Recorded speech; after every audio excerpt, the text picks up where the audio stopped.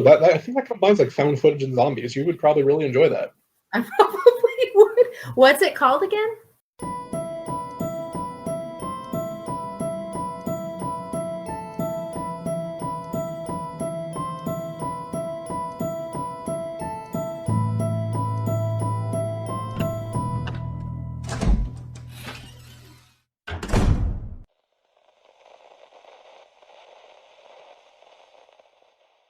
Hey, what's up, everybody? Welcome back to Voices from the Mausoleum. In today's Zombie Awareness Month episode, Zach is back, and we're going to talk his top 5 zombie picks for his zombie movies.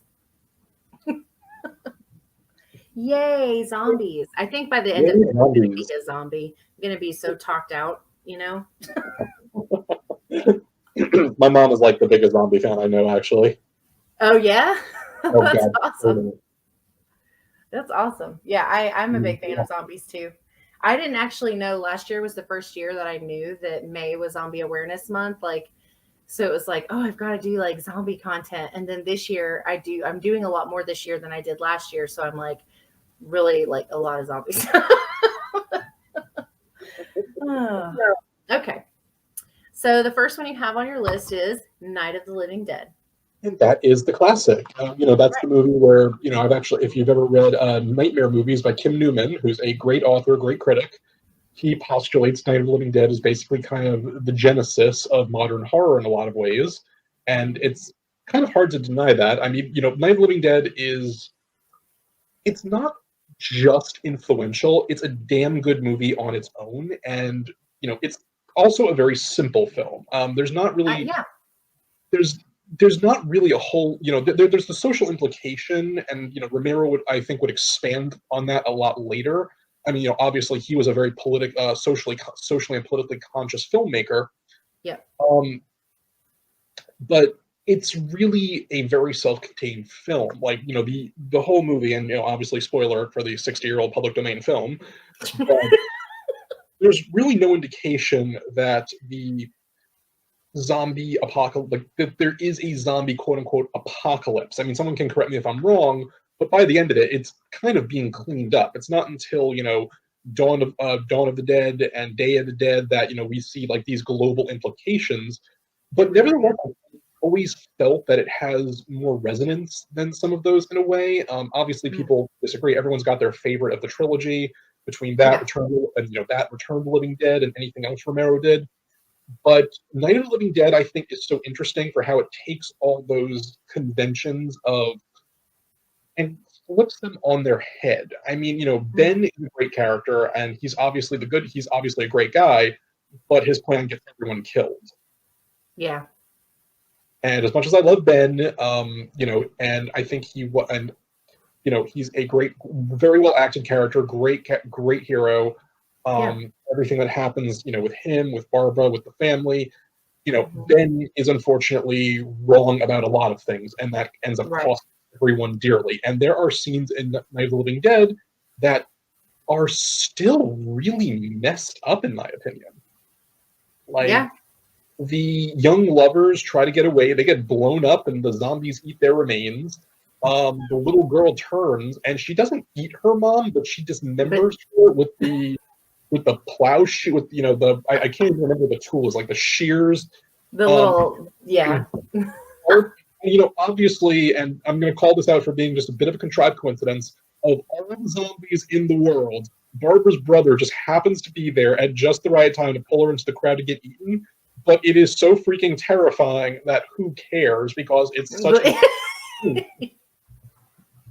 And obviously, everyone knows what happens to Ben. Yes. It's, obviously I am probably not the person to talk about the racial implications, but you have a roving band of rednecks shooting everything in the head, and, Ben is shot on accident, and there have been essays written. Was it really an accident? Would they be, upset if they knew? Romero, correct me if I'm wrong, Romero had indicated that this was not cast along those lines. It was not really something that they had in mind when they were doing it, but just kind of like in Jaws, where the shark wasn't working, that just shows, I think, that sometimes what the director doesn't anticipate or doesn't expect and doesn't show can actually be some of the most effective horror. Mm-hmm. Yeah. No, I agree. But it really just everything about how they're under siege, everything about the and one thing I think people also give Romero, don't realize about the first one, the zombies are not just stupid, shambling creatures. They No. can learn. Mm-hmm. It's something Romero always had in from the start. Like there's a scene where one zombie grabs a rock and uses it to bash in a Yep. window. Yep. And that continued with Dawn of the Dead when one of them is bitten and turns and leads the other zombies to where he remembers the others were. Yep. Day of the Dead with Bub, and obviously all culminating in Land of the Dead, which in my opinion is the worst of them, of those four. But Yeah. and it really just kind of also I know people have like talked about this ad nauseum too, what it did for zombies as a genre. Land of the Yeah. Living Dead enshrines them as not just one or two or three. There's horde. There are Yeah. you can take out one or two and it doesn't matter because not only are they coming, anyone they bite, anyone they kill joins those ranks. Mm-hmm.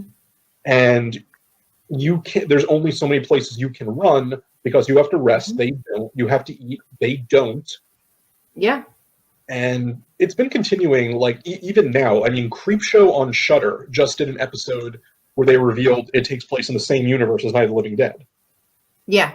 And it's a really good episode that they did. And obviously, Yeah. because it's public domain now, anyone can do anything with Night of the Living Dead. I once Yep. read, I read like one of the paperbacks. It was Return of the Living Dead a while ago, where Mm-hmm. that is a messed up book where, with a lot of like zombie murder action. It is just Huh. bloody fun, and George Romero, God love him, left us too soon. Yeah. That's true.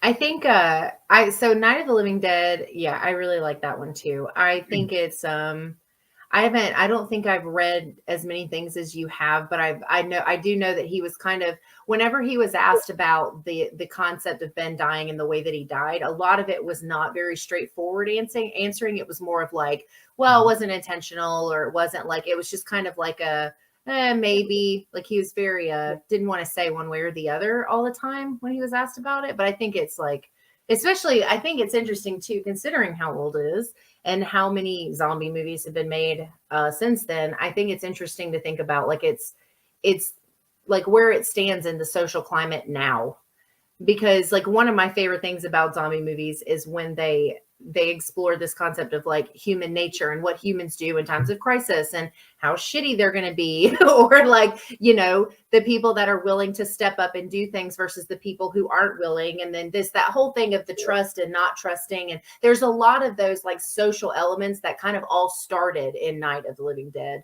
Yes, and who is the person who would hide the zombie bite? There's always the one. I mean, I don't. I think the only like zombie infectee was the little girl. So, but Oh um, yeah. but yeah, no, that's a good point. Zombie movies are usually at their best when they're talking about what it more means to the humans. Who is Mm, how they butt heads, who is going to be the selfless ones, and in this yep. case, kind of the one thing George Romero flipped on his head was no, actually being cowardly and hiding in the basement would have saved them. Would have helped versus being the hero, the person that's going to try to make a plan and move forward. Yeah, no, that's true. And that's not something that you see very much now. It's usually the other way around. Like, it's like, we're going to die if we stay here, and that's the only option, is to try to do something else. Of course, Yeah, that's true. No, that's a good point. I like Night of the Living Dead. I haven't Tasha just saw it for the first time recently. Really? Oh, everyone's got to see it. I guess everyone that's the thing I love about classics, though. Everyone's going to discover them for the first time. Eventually. And then it's always interesting talking to people who have just discovered them when you've been, because she also just rewatched one of your other movies, which we'll get to in a second. But like, she just she just watched it, and she was like, I never wondered where that like Barbara or that, like, when everybody's always like they're going, like, she didn't know what that was from. And I was like, you didn't know what that was from? It's crazy to think about. But yeah, she's been diving down the classics rabbit hole, and that was one of the ones I think she just watched recently. Nice. Yeah. Yeah. Yeah, So I just love when people are discovering just the classics. Look, I'm just also going to say, like, just one thing I always hate on Twitter is when people are like, oh, post these images from, like, a classic so-and-so, and they don't list what it is. I'm just like, oh, that looks so cool. I wish I knew, like, what it was from so I could check it out. What is it? Yeah, that is weird. Yeah. And then instead you get 30 people in the comments going, what is that from? Like, I know. no one knows. That's so true. That's so true. Yeah, so she just discovered that one. And then the other one she just watched is your number 2, which is Reanimator. Reanimator. Okay. So I would argue Reanimator is not as socially conscious unless you're counting just do not fuck with the realms between, like, the natural order of things. Right. But Reanimator is just so much fun. It's a fun one.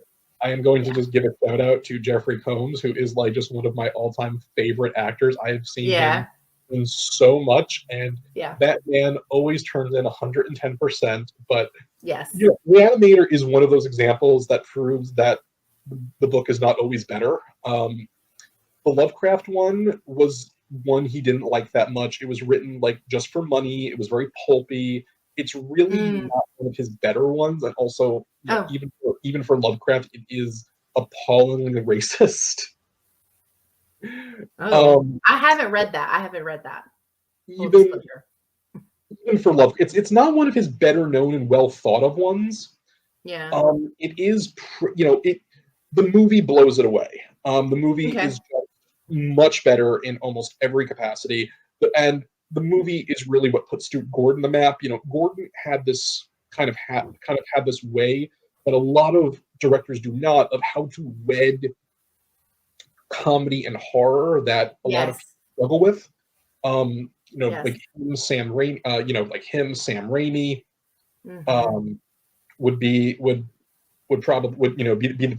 two of the best I'd seen on that.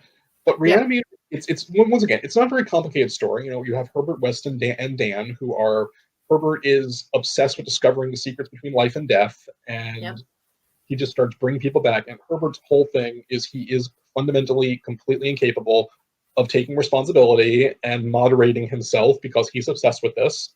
Yes. Yeah. And obviously everything spirals out of control because Herbert is not the kind of man who will only murder a plagiarist. He is also the kind of man who will then revive him with a serum because, of course, that's a good idea, and everything goes sideways. And just the comedic timing of that, like when Dan asks Herbert, like, "Is he dead?" Oh, is he dead? We also need to, I'm kind of going to talk about Reanimator as like kind of the trilogy together. I don't think Bride of Reanimator and Beyond Reanimator are anywhere near as good as the first one, but they're still such gory fun. Brian Yuzna does not really have the same delicate touch Stuart Gordon does. Sure. But one of my all-time kind of favorite horror wish, if you were to give me like $1 million, it would cost way more than $1 million, but $20 million, and I could just make I want a fourth Reanimator movie. I just the third one ends with Herbert slinking off into the night, learning absolutely nothing again, and evidently going to continue all of this. I just want one scene of him just showing up at Dan's house 20 years after they've seen each other, and Herbert has to crash on his couch. One of my friends, we marathon the movies together, and we were just doing their dialogue back and forth. Oh, yeah. Dan saying you do remember we committed horrible crimes against nature, and said as Herbert West, no, Dan, I committed crimes against nature. You just rode my coattails with homoerotic substance.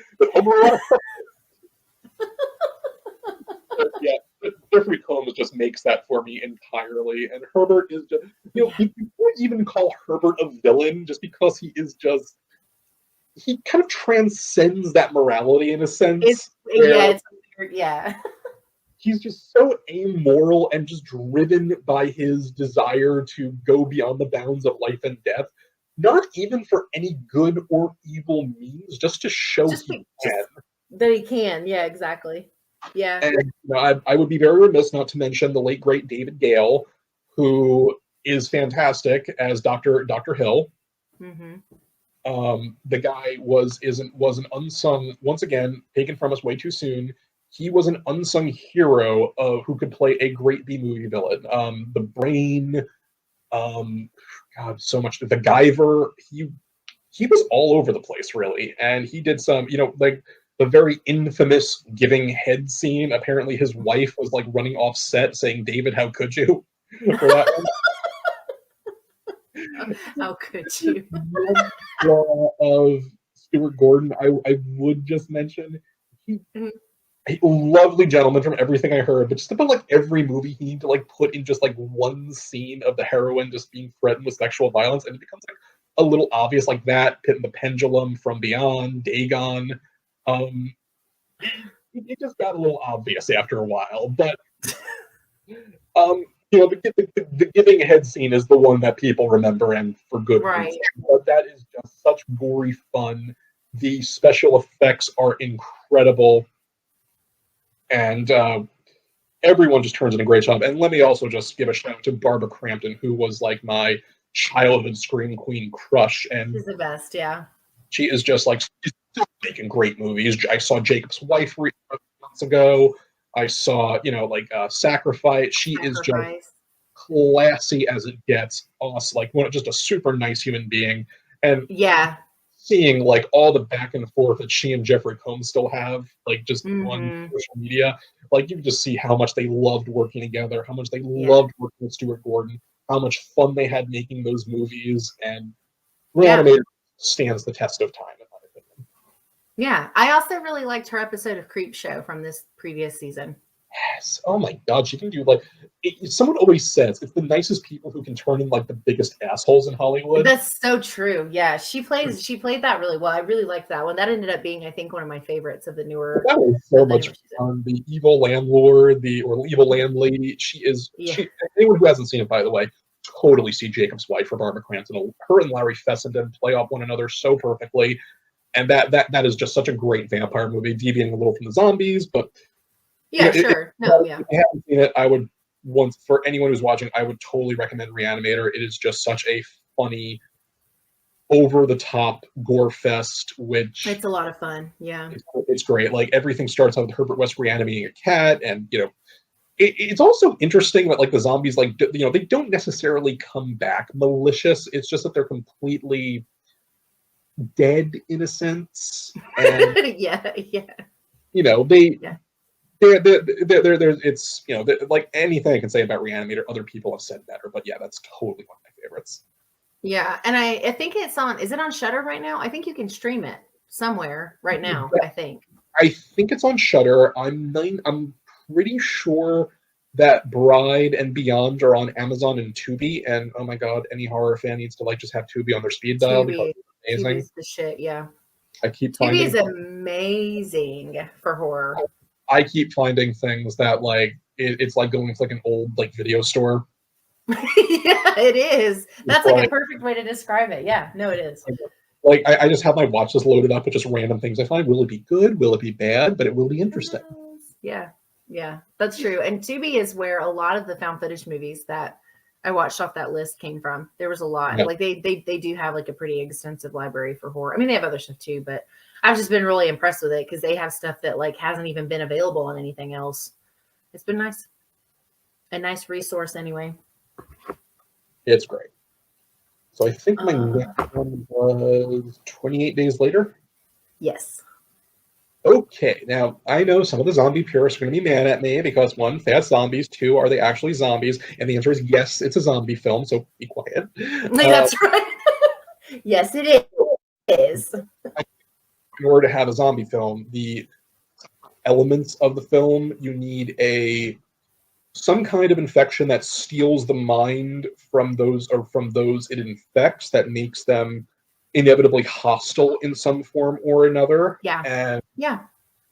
And you need to have that centering around heroes who are perhaps under siege. And I think 28 Days Later nails that to an extent that other movies don't. And it's a very British film too. Like the themes of isolation in it, taking place like on the island where everything is cut off. a lot of zombie stories nowadays, when you're talking about like American ones, they Hmm. center in not necessarily on the isolation of being closed off, but of the Mm. isolation of a vast landscape where there is nothing really to help you. When modern civilization breaks down, America is really just one giant landmass of, the cities have become graveyards. There's the Hmm. plains and the wilderness. Yeah. And it's just a danger-filled disaster area. Right. Yes. Walking Dead, whatever anyone else can say about that, I don't even, they didn't, the distances they travel, they still don't cover anywhere close to the full US. And Right. No. most of 28 Days Later, they're in the cities there, and those are probably some of the most contagious, zombies I've ever seen with the rage virus. Because when you're bitten or you're scratched or you're getting the blood in your eye, you turn within minutes. It's so fast. It happens It is so so fast. And you don't, it's not like in other zombie films where you have to like die first and then come back. Like that's not how it works either. Yeah. Yeah. right, and they are fast, Yeah. just like zombies, because obviously they are still living in the sense, but I think it splits hairs to say that they're not walking corpses because whoever they were previously has been completely erased. There is nothing but boundless aggression and a need to just destroy and eat and rip everything around them apart. Hmm. So, Yeah. one of the reasons I also think that 28 Days Later is as good as it is a fundamentally human drama. Yes. Yeah. Cillian Murphy, Naomi Harris, Brendan Gleeson, and Christopher Eccleston in one of the best villain turns I have ever seen him in. When we meet Major West, and like there is the sense that something is wrong almost from the start. Like they act like a Yes. little bit off. They act like they're kind of like helpful there, but then the horror of, oh, we're just going to abduct the women we see as sex slaves so the boys can have something to do Yeah. is like when that I think my favorite scene in the movie, and let me also just mention that score is so good, that So frenetic good. Yeah. Yeah. Yeah. Yeah. when Yeah. Jim is going to save Naomi Harris. I can't remember her character's name, unfortunately, and Yeah. he I'm goes blanking on her name off too. on the one soldier, beats his head against the wall, shoves his fingers through his eyes, and like she does not know if he is one of them at that point. He is acting so Because of the behavior. Yeah. he Yeah. is so vicious and so like so into it Hmm. that there Yeah. is no telling. But the romantic chemistry between them is fantastic through that. Yeah. Um, It's good. It's good. really, 28 Days Later is just awesome, No, and it's a good one. Yeah. it is like the scene where he wakes up in the hospital is great. Everything just through that whole sequence, that whole last climax, Major West is just like an unsung good villain in zombie films. Like he's such a scary bastard, and he Yeah. plays it being like so pleasant. Yeah. No, you're not. I agree. You're not wrong. I think for me, like, so 28 Days Later was like probably the first zombie movie that I saw that really showed the military as this like not helpful resource. Because a lot of times, like you want to believe, right? Like you want to believe that, like, oh, somebody's coming to help, somebody's coming to save us. The Right. military, the police, the somebody, right? Somebody that you put that's put in this role that you would just automatically assume is going to be helpful.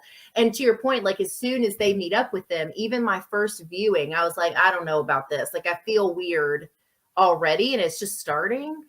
But I did, but no, I agree. I think, and the concepts, the military elements in zombie movies always get me anyway, because a lot of them just feel so realistic. They don't feel far fetched. They don't, like you put people in a sense of power, you put them in this situation, like how are they really going to be? And it goes back to what we talked about before with, what human nature is in times of crisis. And when you have the ability, when you have the gun power, when you have the numbers on your side, like how are you going to be in those situations? And yeah, that movie is so unsettling. Even now, even though I know how it ends, I've seen it 100 times. Like I just still get so into it, just like I did like the first time I ever saw it. It's held up amazing. It really has. I mean, it's hard to remember that movie is like almost like what, like 20, like 15, 20 years old at this It's point. it's been a minute, yeah. Yeah. So there is Yeah. like, and that's actually one thing I think that kind of also forms a real basis of zombie films. the collapse of social order and what happens when everything goes away. Like when Hmm. you really think about it, all of human government and all of authority is essentially a social construct, by general consent to all involved. That is what Yeah. the law. That's really what the law is. That's what government is. Everyone believes, and what happens when that order breaks down? What happens when the people who are supposed to protect us are become Yeah. an uncaring or worse, an antagonistic force? Yeah. One kind of hallmark of zombie stories is, oh, the military is here, but they're actually not going to help. They're here to quarantine, and anyone who is bitten is going to be shot dead. Like No one chances. They don't want to take any chances. Yeah. one interesting aversion to that, in some ways, was World War Z, the novel. I'm not sure if you ever read that one. I have read that one. That's one I've read. Excellent. I actually even read it before I saw the movie. That's good. I hope more people did. Yeah, no, that was a good. I read it after there was another book by the same person that was a what there was another story or another book I read first before I read World War Z. But anyway, but yes, I know that I'm familiar with the novel. Yeah. So, but that kind of showcases all sides of the zombie apocalypse. Like sometimes the military is beneficial, other times, but to some of the people, it is also abandoning them and using them as zombie bait. Mm-hmm. 20 days later, kind of it's like the military in this, West and his boys are boys. They're good old, like essentially they're just frat boys with guns, and they are acting like the worst stereotypes of Yeah, that, the worst manner. And the yeah. military being an antagonistic force is, I think that I do not think that's unrealistic at all, and that gets kind of drawn Mm-mm. out more when you actually when it's not just the faceless guys just doing everything just because it's evil, Yeah, like in Fear the Walking Dead. It's when you put the names and you humanize them. I think Wes would actually be less scary if he was a caricature. If he didn't care about his yeah. men, he very clearly does. He's very clearly upset when they He's die. invested in them. Yeah, yeah, yeah, yeah. So that makes him, in my opinion, a more disturbing figure than even than even the zombie guy, than even the the zombies themselves. And since Yeah, we're talking yeah. zombies, my other one of my other all time favorites, probably I think the newest one on this list, Train to Busan. I know that's like a cliche answer at this point, but oh my god, did I love this movie? This many people can't be wrong though, right? Like this is a favorite. So Tasha and I are actually doing a horror bestie breakdown on that movie towards the end of the month of I, May because that's my zombie. That's my number one zombie pick. Yeah, that's my number one. Yeah, that's where a phenomenal movie. where do I even begin with it? It's like, Mm. obviously, I am not Korean. I do not have the social wherewithal to comment on everything being announced, but I have read a lot Yeah. about it. Just for one Okay. thing, it's everything right in how it is a fundamentally human drama. The Yes. the characters are fleshed out. Everyone, it is one of those sense where not only are the zombies fast, but the set pieces in this film are so cramped. The zombies are crushing one another. They're Falling all over rushing each over. other. Yeah. Social. It portrays the social hierarchy of South Korea as ruthless. You're supposed to Mm. it's basically saying here's the conformity, social Hmm. expectation, Hmm. for things like place of birth, the job you have, place of residence, clothing. They factor into this judgment of status in this country, as I heard Yeah. one movie say. Yeah. And the best way to be rich is to be born that way. And the rich are literally shutting them out to leave them to the zombies. Yeah. And there is that great scene where they're trying to get in. Just I am a big believer that South Korea produces some of the best cinema that we have in the world today, and everything out Yeon Suk just represents the most odiously cruel aspects of work Mm. focused culture in Korea. Just a man obsessed who wants to save himself, still judging the other passengers even when it no longer matters, Yeah. eager to sacrifice people below him. And it's no real surprise that a lot of the heroes of the movie are working class. They are Right. Yeah. flawed people, but more selfless. it's just really an incredible film. Just the human interactions between them, just Yeah. the I mean, one of my absolute favorites in that entire movie is Don Lee, who is just oh my god, that man. Ma Dong Suk, as I believe his real name is his real name. I'm so sorry if I butcher the pronunciation. I have seen him in a shocking amount of things before he kind of like hit the big time. Like the gangster, the gangster, the kid, Is, cop, the is that gangster. the guy that has the pregnant wife? I don't think that the big guy basically. He was in the Eternals. Yeah, the big fighter, like the guy that's like able to That's like the one. yeah, That's his wife, or I assume it's his wife, I don't know, is pregnant. Like, yeah, I right. loved his Right. character a lot. Yes, he He was is great. so good in that, He and was great. Yeah. Yeah. he is just fan freaking tastic. Yeah. Yeah. You know, essentially, Train to Busan kind of asks what happens when you can disregard the social responsibilities throughout. The heroes are not only fighting to save themselves, they act in Mhm. conjunction with the greater of the group as a whole, Yeah. where Yeah. the director kind of places them in scenes where their actions have to benefit others as well as themselves, where Mhm. selflessness is rewarded and selfishness is extremely punished. Yeah. Yeah. Where even the idea of the issues with the elderly, with with the working class on this, it is Yep. just it's a scary movie. Like even just the idea of being trapped on a train with the zombies is scary enough on its own. And I But do all of think other people, the people pieces are the parts that like get you throughout. Like, and I will say, like, I think for considering this is just a movie and not like a series or like a trilogy or anything like that, there is quite a bit of character arc for it to oh yeah, be really good. like for it to be just a one-off zombie film. I mean, obviously like we have a sequel now, but as far as these characters that we know right now, I mean, the talk about like the being able to see them change so much, but also it didn't feel rushed. It didn't feel like it came out of nowhere. Like everything, all of the behaviors that changed, the way their mindsets worked and how all of that reconfigured, like all of that stuff happened at what felt like such a natural pace, and I Absolutely. loved that about it. Like I thought that the story arc wise, like zombies are normally pretty, like, I mean, I don't know. That stuff's typically very linear, but this I felt like had a lot more going on than just that. Yeah, I mean, the hero is he's a failure in his personal life. He's a Yep. divorced he's a divorced father of a little girl. Yet he's successful in Mhm. his career, but obviously Mhm. unfulfilled personal life, and he wants to, he really wants to be there for his daughter. And just the way those two connect, everything it conveys is just So good. really beautiful. It just really came out and just took the world by storm. And I'm like so happy about that. Like, obviously So good, yeah. we'll get the eventual remake, the American remake. Yeah. I mean, I'm actually like okay, like what, the remake will be good. It could be bad. Um, Yeah. I think It's that got big shoes to fill, but I think we kind of already know to lower the expectation just a little bit. We yeah. just don't make horror here the same as they do. Like it's just not the same.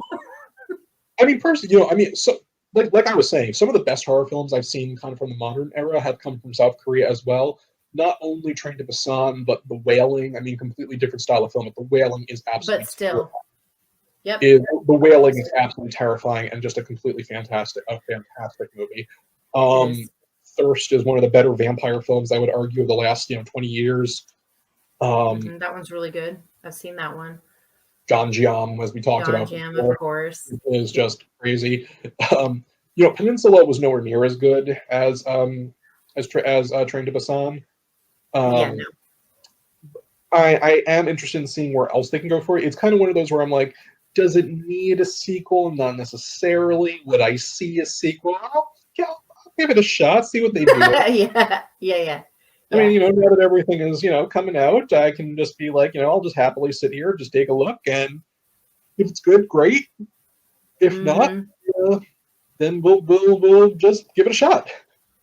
Yeah, I think Peninsula. So this is like one of my biggest things with zombie movies when they do sequels off of really great originals is that whenever I feel like there's something of a disconnect when they try to move it into the future, even if it's just like a little bit. Like there's just something more unsettling or terrifying or whatever you want to call it about the beginning of that initial panic of everything happening and everything falling apart. The falling apart is the part that freaks us out. But then when you start seeing that there's like people who have overcome it and they're living day to day, and then you try to make a zombie movie like that. And then Peninsula also was like the Mad Max of zombie films, which I've said before. Like it was just like it tried to go in this very different direction that just, I don't know, kind of missed the mark a little bit for me. I think it was fine. I think some of the effects were really good. The acting was fine, but it just didn't hit the mark that Train to Busan did. Yeah, Train to Busan is just, it's something special, and I absolutely agree. Adore it. And also, what I really like about the film, it just has a sense of heart, but it really also has a good sense of humor about it too. Like it knows when to be funny. It knows when to. It really hits those beats. Mm-hmm. Yeah. No, it does. And of course, Shaun of the Dead. Yeah. How much do I love this movie? I cannot even I love the entire Three Cornetto trilogy. I love everything about I do this. too. It is just sublimely good. And So I'm good. I agree. just Simon Pegg is supreme. It is just It's the best. Yeah.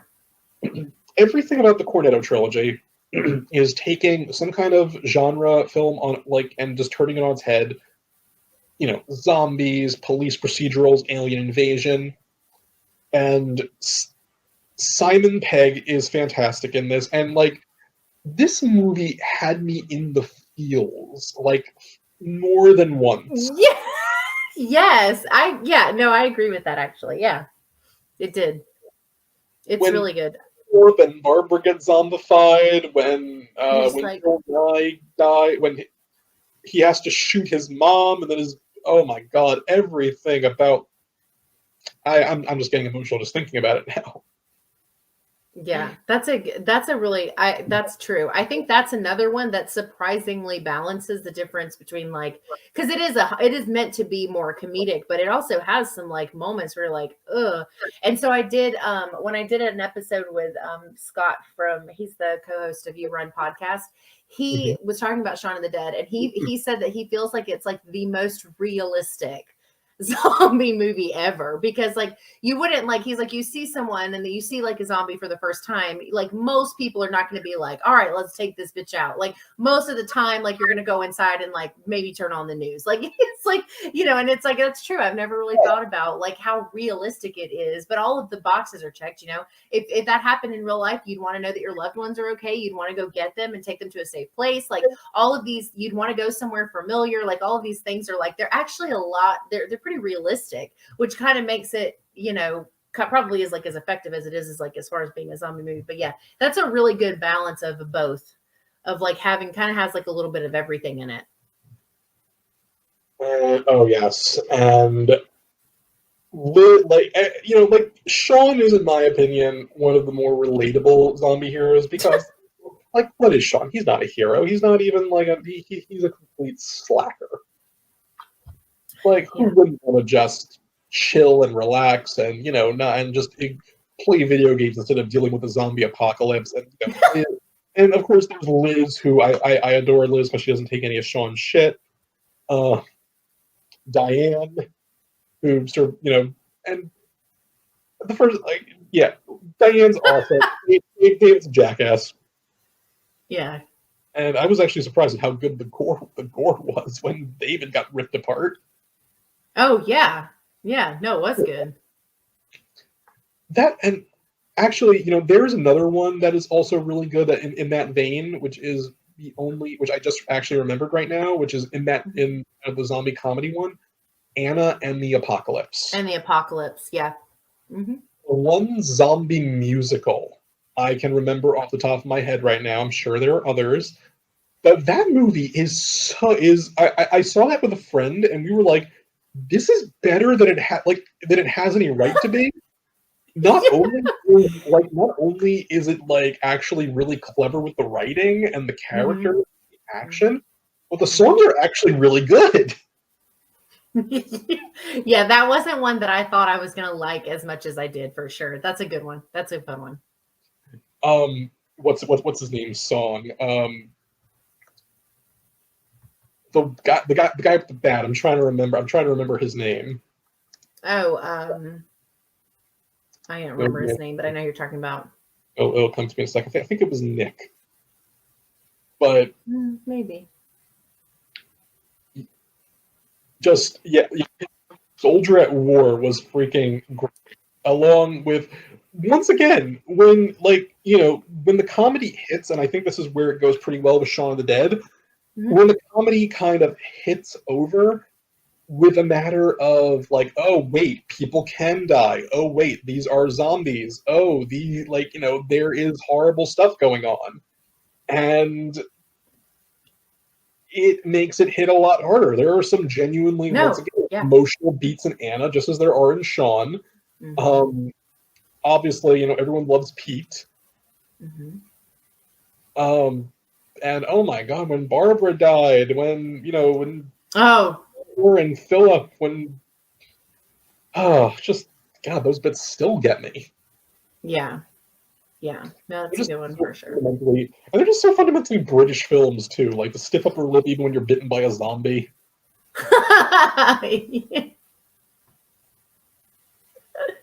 That's true.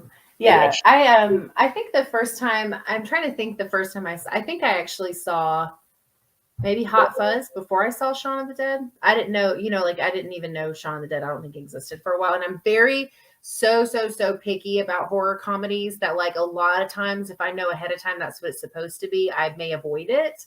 But that was one that I think I just heard so many good things about. I finally just was like, okay, I need to watch it, and I loved it. Like I think I own it on DVD, which sounds like that's not a big deal, but like I only own DVDs of movies that I like that I love because I just it's like everything's digital, like or I mean everything's like automatic now. Like you don't have to, you just download stuff now. But like I remember like making a point to have a physical copy of it because I loved it so much. Sure, yeah. I mean, horror comedy needs to be done very well, or it will obviously fail out because you need to balance horror with the comedy. Yeah, And I agree.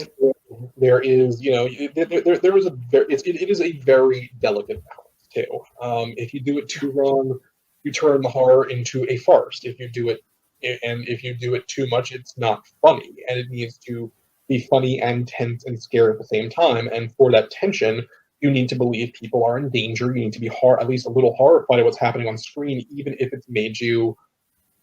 And Yeah. yeah, Otherwise, it's just silly. Like otherwise, it's just funny, and I don't like when they do that. And I really don't like horror parodies. That's not my jam at all. If it's making fun of it, like I don't feel like Shaun of the Dead is the same thing as making fun of like zombie movies. Like I think there's like some pokes there, but I think it's meant respectfully. It's not like this is a trash and here's all the reasons why it's trash. But like Scary Movie, that whole franchise, all of those movies, like.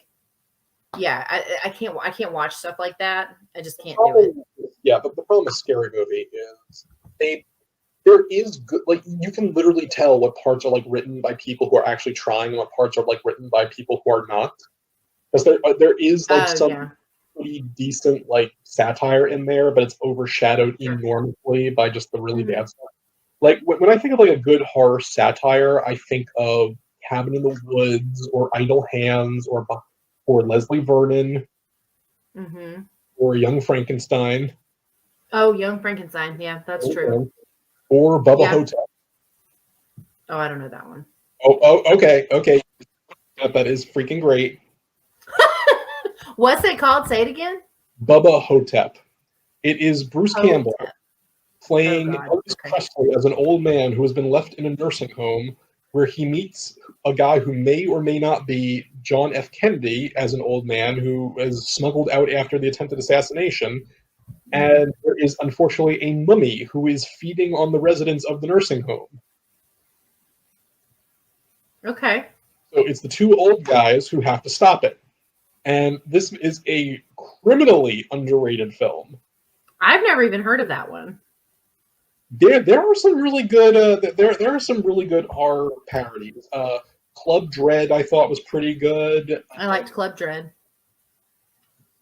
Okay, there aren't that many because I can't think of many right now. But yeah, no, it's fine. But there's I found plenty of things like that I have actually enjoyed. But if I just find that if I feel like it's kind of dragging it through the mud, I feel like that's less entertaining to me. And I feel like that's kind of what a lot of the scary movie stuff did, because it's like I just like I love the genre so much that I don't want it to be made fun of in a way that feels like shitty. I don't know how else to explain it. It's when I say that the best kind of horror comedies come from a place of love. Like when I think of like good ones, Zombieland and Shaun of the Dead are not possible without like actually enjoying the genres.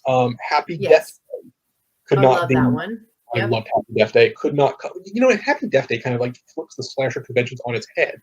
Love that one. That's a good one. It's not possible if you didn't love slasher films. I mean, sure. The thing I think that got me about that is Tree is not your typical slasher heroine. She is definitely not a virgin. She's had an affair with her teacher, and she is a complete mess of a human being. And kind of the whole thing is her developing as a person and becoming better as she goes.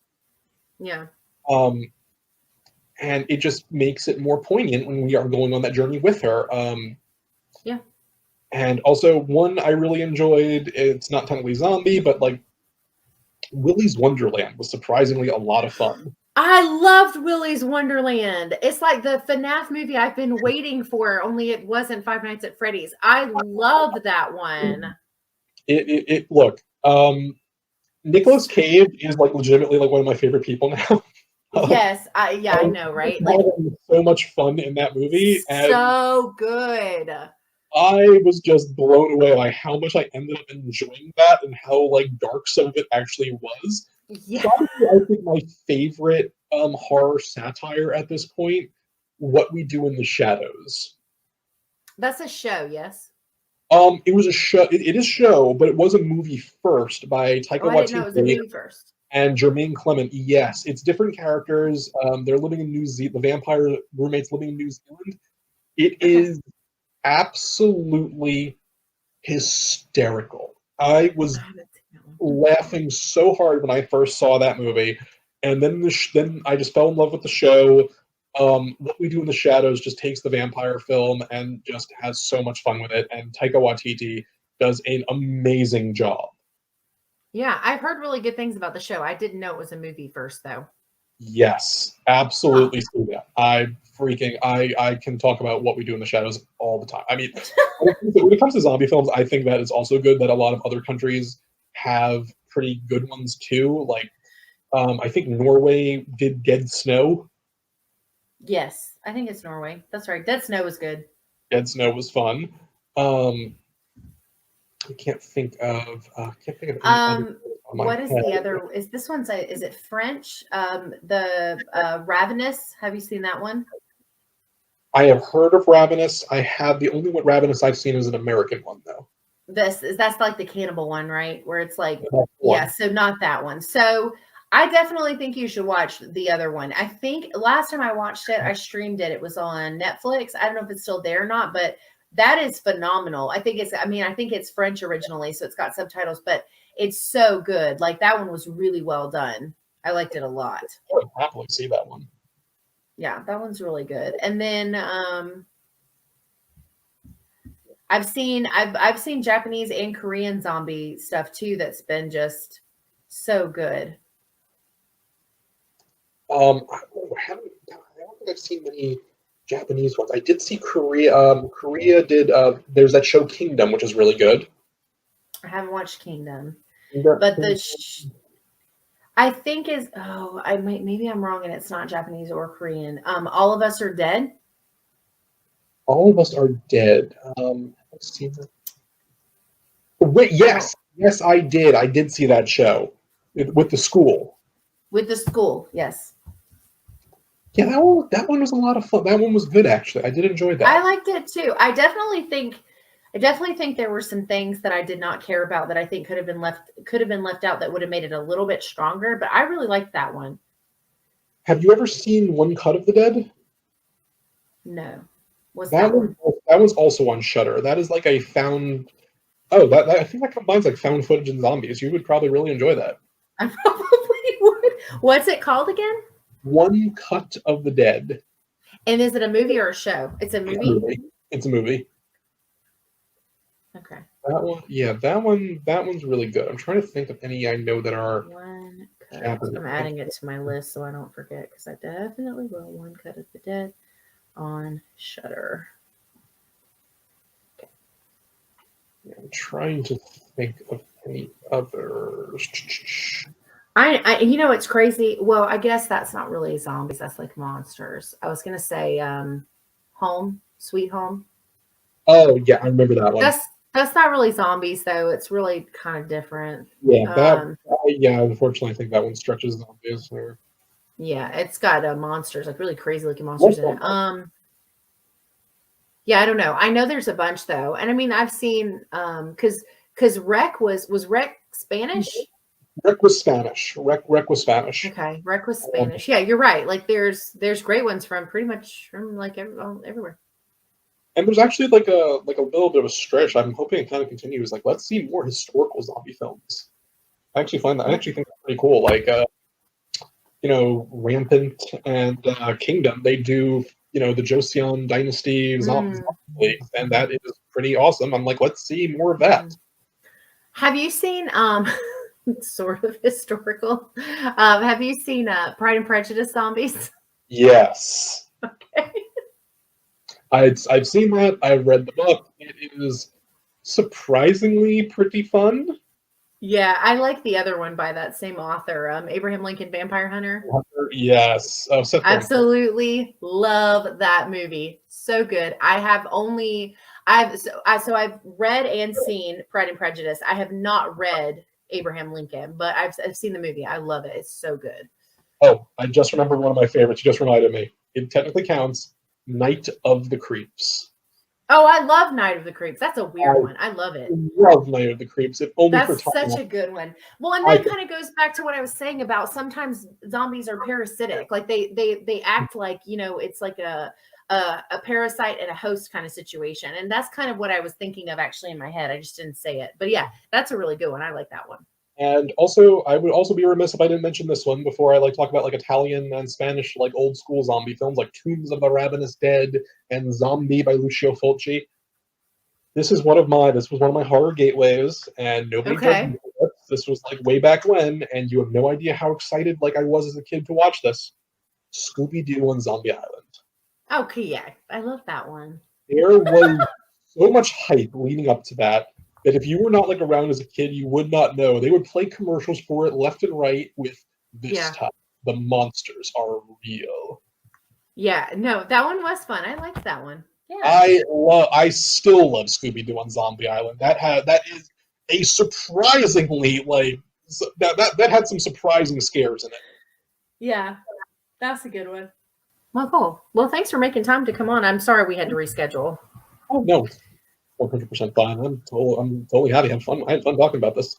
Yeah, cool. No, I did too. Now I have a whole new list of zombie movies to watch.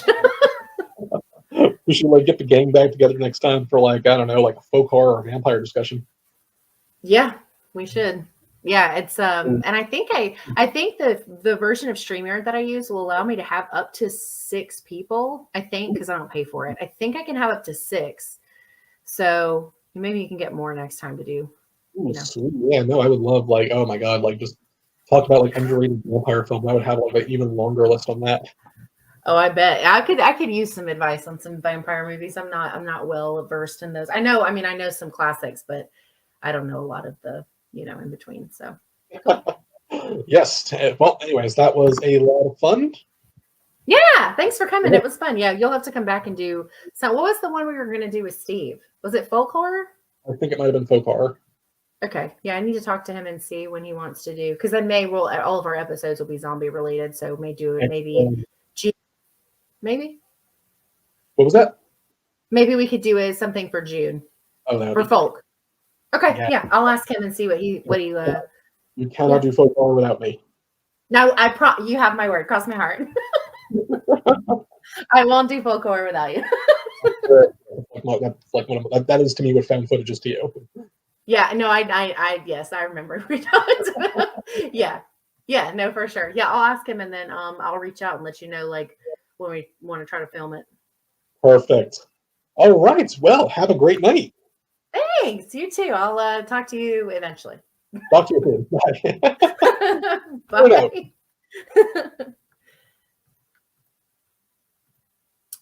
Yeah, so that was my chat with Zach Orb on Twitter. I'll put all of his information below. And yeah, those were his 5 zombie picks. Anybody sick of zombies yet? I hope not, because there's so many more to go. Anyway, thanks for tuning in for this one.